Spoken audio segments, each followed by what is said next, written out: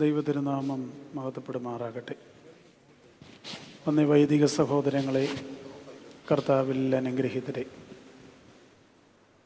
നാം എല്ലാവരും നമ്മുടെ കർത്താവ് ആചരിച്ച പെസഹ ആചരിക്കുവാനും കർത്താവിൻ്റെ തിരുശരീര രക്തങ്ങൾ അനുഭവിക്കുവാനുമാണ് വന്നുചേർന്നിരിക്കുന്നത്.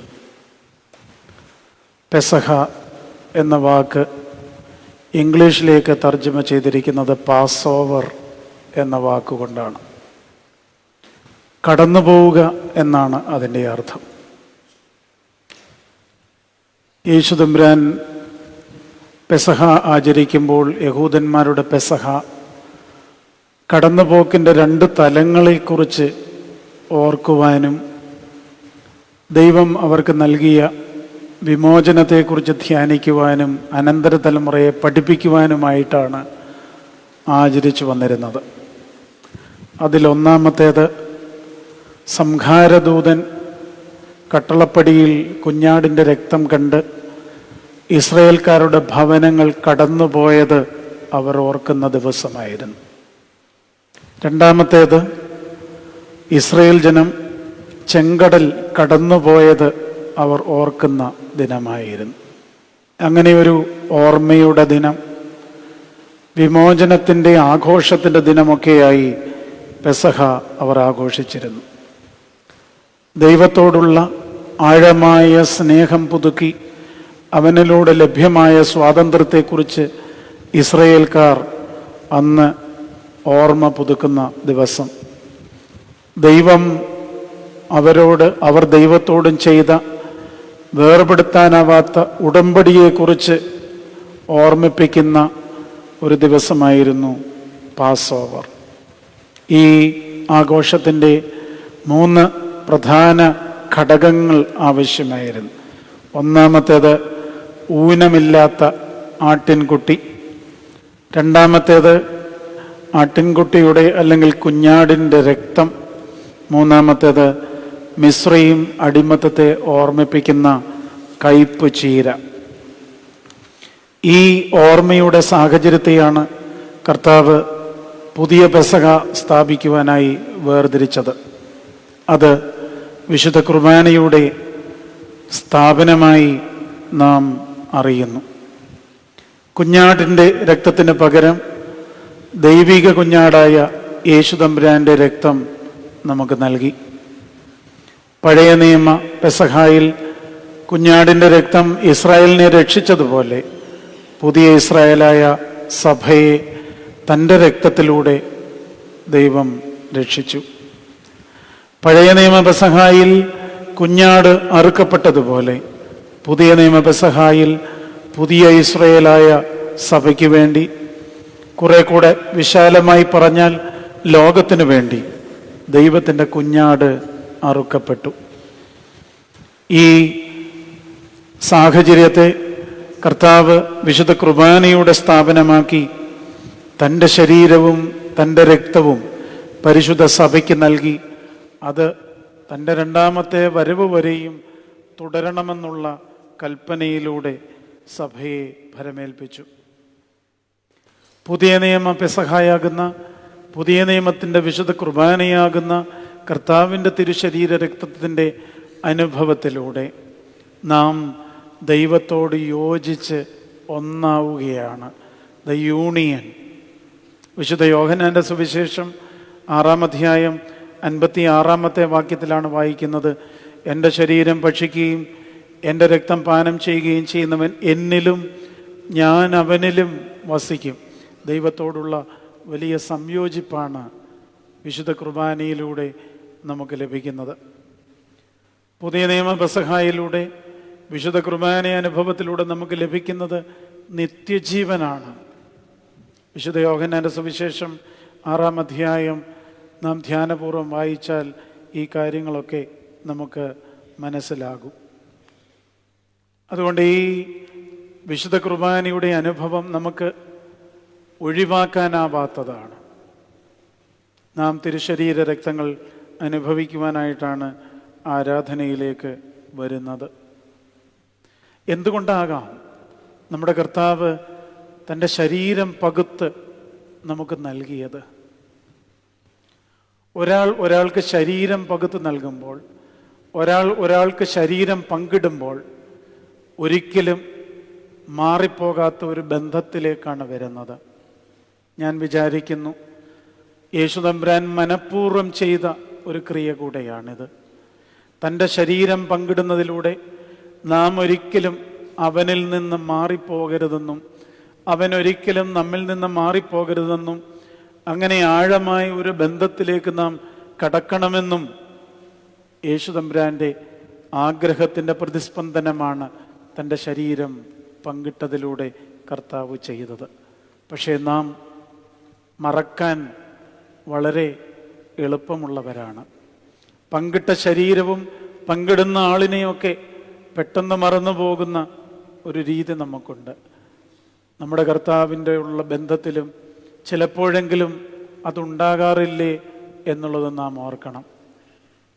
ജീവൻ നൽകിയവനെ, ശരീരം പങ്കിട്ടവനെ, രക്തം പകർന്നു നൽകിയവനെ, നിത്യജീവൻ നൽകുന്നവനെ, കൂടെ ചേർത്ത് പിടിക്കുന്നവനെ, ഹൃദയത്തിൽ ആഴമായി നമ്മെ ചേർത്ത് നിർത്തുന്നവനെ മറന്ന് നാം പലപ്പോഴും ജീവിക്കാറുണ്ട്.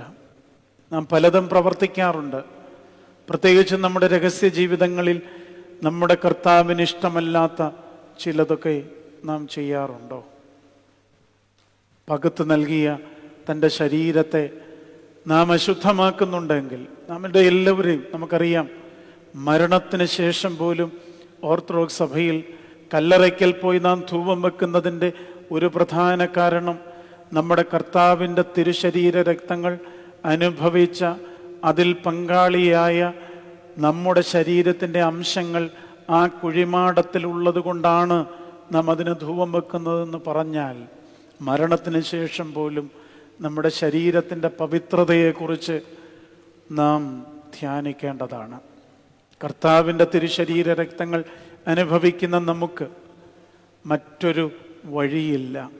വിശുദ്ധിയുടെ വഴി മാത്രമേ ഉള്ളൂ. കാരണം അവൻ നമുക്ക് തൻ്റെ ശരീരം പങ്കിട്ട് നൽകിയത് നാം ഒരിക്കലും അവനിൽ നിന്ന് മാറിപ്പോകാതിരിക്കുവാനാണ് എന്നുള്ളത് നാം സ്നേഹത്തോടെ ഓർക്കണം. അതിനോട് ചേർന്ന് നാം ധ്യാനിക്കേണ്ട ഒരു വിഷയം കൂടെയുണ്ട്.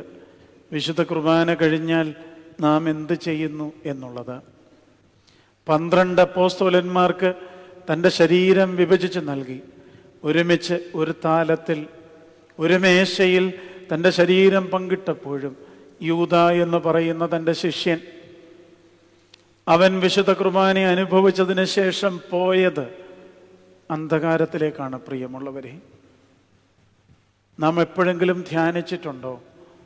ഈ കുർബാന സ്ഥാപിക്കുന്ന സമയത്ത് കർത്താവിൻ്റെ തിരുശരീരം പങ്കിട്ട് നൽകുമ്പോൾ ആ താലത്തിൽ അവൻ കൈവച്ചു കൊണ്ടിരിക്കുമ്പോൾ തന്നെ യൂദ അവിടെ ഇരുന്ന് എന്തായിരുന്നു ചിന്തിച്ചത്? നമുക്ക് ഉറപ്പുണ്ട് അവൻ അവിടെ വന്നത് ഒറ്റിക്കൊടുക്കാമെന്നുള്ള വാഗ്ദാനവും പണവും സ്വീകരിച്ചാണ്. അതുകൊണ്ട് തന്നെ വിശുദ്ധ കുർബാനയിൽ അവൻ സംബന്ധിക്കുമ്പോൾ അവൻ്റെ മനോവ്യാപാരം മുഴുവൻ ഇതിനുശേഷം നടക്കുന്ന ചില ക്രിയകളെക്കുറിച്ചായിരുന്നു. അവൻ വിശുദ്ധ കുർബാന സ്വീകരിച്ചതിന് ശേഷം അവനിൽ സാത്താൻ പ്രവേശിച്ച് അവൻ അന്ധകാരത്തിലേക്ക് പോയി യേശുതമ്പുരാനെ ഒറ്റി എന്ന് പറയുമ്പോൾ എൻ്റെയും നിങ്ങളുടെയും മുമ്പാകെയുള്ള വലിയൊരു അപകടം, നമുക്കുള്ളൊരു വലിയ വാണിംഗ് കൂടെയാണിത്. വിശുദ്ധ കുർബാന അനുഭവിച്ചതിന് ശേഷം നാം എന്ത് ചെയ്യുന്നു എന്നുള്ളത് വളരെ പ്രധാനപ്പെട്ടതാണ്. ഇന്ന് മിക്കവാറും ആളുകൾ എല്ലാവരും വിശുദ്ധ കുർബാനയെ അനുഭവിക്കും. പഴയ കാലത്തിൽ നിന്ന് വ്യത്യസ്തമായി ധാരാളം ആളുകൾ വിശുദ്ധ കുർബാനയെ അനുഭവിക്കുവാൻ പരിശുദ്ധ സഭയിൽ മുന്നോട്ട് വരുന്നുണ്ട്. പക്ഷെ ഞാനും നിങ്ങളും ആത്മാർത്ഥമായി നമ്മോട് ചോദിക്കേണ്ട ഒരു ചോദ്യമുണ്ട്. ഈ കുർബാന സ്വീകരിച്ചതിന് ശേഷം ഈ പള്ളിക്ക് വെളിയിലിറങ്ങി നാം എന്താണ് ചെയ്യാൻ പോകുന്നത്? നാം ദൈവത്തെ മറന്നാണോ? ദൈവത്തെ ഒറ്റിക്കൊടുക്കുകയാണോ? ദൈവത്തിന് വിരോധമായി ജീവിക്കുകയാണോ? ആണെങ്കിൽ നാം യൂദായെ പോലെയായിപ്പോയി എന്നുള്ളത് നാം ഓർക്കണം. ഇപ്പോൾ ഞാനിവിടെ ശ്രദ്ധിക്കുകയായിരുന്നു, അതും നിങ്ങളുടെ ശ്രദ്ധയിലേക്ക് കൊണ്ടുവരികയാണ്. വിശുദ്ധ കുർബാന സ്വീകരിക്കുവാനായിട്ട് നിങ്ങൾ തിക്കിത്തിരക്കി നിൽക്കുന്നത് ഞാൻ കണ്ടു. 5 മിനിറ്റ് കൂടെ എടുക്കുകയുള്ളൂ. നമുക്ക് അനുഭവിച്ചിട്ട് എവിടെയോ ഓടിപ്പോകാനാണെന്നാണ് എൻ്റെ വിചാരം. വിശുദ്ധ കുർബാന സ്വീകരിക്കുന്നതിന് പോലും ഒരു ഭക്തിയുടെ തലം നഷ്ടപ്പെട്ട ഒരു കാലത്തിലാണ് നാം ജീവിക്കുന്നത്. എന്താണെന്ന് മനസ്സിലാകുന്നില്ല, എന്താണ് സ്വീകരിക്കുന്നതെന്ന് മനസ്സിലാകുന്നില്ല. ഒരു അനുഷ്ഠാനം പോലെ, ഒരു ചടങ്ങ് പോലെ എല്ലാം നിർവഹിച്ച് തൃപ്തിയടഞ്ഞ് ജീവിക്കുകയാണ്. കഴിഞ്ഞ പെസഹായ്ക്ക് ശേഷം, കഴിഞ്ഞ ഉയർപ്പിന് ശേഷം ജീവിതത്തിൽ ഉപേക്ഷിക്കേണ്ട എന്തെങ്കിലും നാം ഉപേക്ഷിച്ചിട്ടുണ്ടോ? ജീവിതത്തിൽ ദൈവത്തെ കുറെ കൂടെ രുചിച്ചറിയുവാൻ നമുക്ക് സാധിച്ചിട്ടുണ്ടോ? എല്ലാ ഞായറാഴ്ചയും എല്ലാ പെരുന്നാളുകളിലും അനുഷ്ഠാനം നിർവഹിച്ച് അതിൻ്റെ ഒരു ഇമോഷണൽ സാറ്റിസ്ഫാക്ഷനിൽ, അതിൻ്റെ ഒരു വൈകാരിക സംതൃപ്തിയിൽ, അതെ ഞാൻ പള്ളിയിൽ പോയി പെസഹ വ്യാഴാഴ്ച കുർബാന സ്വീകരിച്ചു എന്ന് പറയുന്നതിന് അങ്ങേപ്പുറത്തേക്ക് വിശുദ്ധ കുർബാന സ്വീകരിക്കുന്നതിൻ്റെ ഒരു ആത്മീയ വളർച്ച, ഒരു സ്വഭാവത്തിലെ ദൂഷ്യങ്ങൾ വലിച്ചെറിയുന്നതിന്, സ്വഭാവത്തിൻ്റെ വിശുദ്ധീകരണത്തിന് നമുക്കിടയാകുന്നുണ്ടോ പ്രിയമുള്ളവരെ? നാം നമ്മുടെ കുർബാന സ്വീകരണങ്ങൾ, കുർബാന അനുഭവങ്ങളെക്കുറിച്ചൊക്കെ കുറെ കൂടെ കാര്യമായി ചിന്തിക്കേണ്ടതാണ് എന്നാണ് എൻ്റെ വിചാരം. വിശുദ്ധ കുർബാന അർപ്പിക്കുന്നത് അനുഭവിക്കുവാൻ തന്നെയാണ്. എന്നാൽ അനുഭവിക്കുന്നവർ അതെങ്ങനെ അനുഭവിക്കുന്നു എന്നുള്ളതിനെക്കുറിച്ച് കൃത്യമായ ഒരു ബോധ്യം വേണം. യൂദ വിശുദ്ധ കുർബാന അനുഭവിച്ചവനാണ്. പക്ഷെ അനുഭവത്തിന് ശേഷം ഇരുളിലേക്ക് പോയി എങ്കിൽ മറ്റ് 11 അപ്പോസ്തലന്മാർ അവർ പ്രകാശത്തിലേക്ക് പോയവരാണ്. അവരുടെ ജീവിതത്തിലും ഉയർപ്പിന് ശേഷമൊക്കെ ചില വഴിമാറ്റങ്ങളൊക്കെ ഉണ്ടായിട്ടുണ്ടെങ്കിലും അവർ തിരിച്ചു വന്ന് കർത്താവിൻ്റെ സാക്ഷികളായി മാറിയവരാണ്.